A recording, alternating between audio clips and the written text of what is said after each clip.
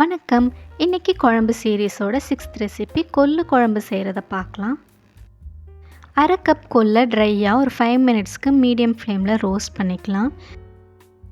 Roast பண்ணதுக்கப்புறம் wash பண்ணி தேவையான அளவு தண்ணி சேர்த்து 6-7 விசிலுக்கு ப்ரெஷர் குக் பண்ணால் நல்லா வெந்துடும்.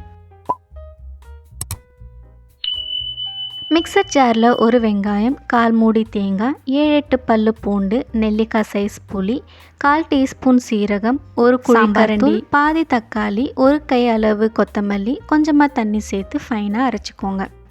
கடாயில் 1 டேபிள் ஸ்பூன் எண்ணெய், கடுகு, 1/4 டீஸ்பூன் சீரகம், 2 காஞ்ச மிளகாய், ஒரு கொத்து கருவேப்பிலை, ஒரு வெங்காயம் சேர்த்து வதங்கினதுக்கப்புறம் 2 உருளைக்கிழங்கு, 2 கத்திரிக்காய், பாதி தக்காளியை சேர்த்து எண்ணெயில் கொஞ்ச நேரம் வதங்கட்டும்.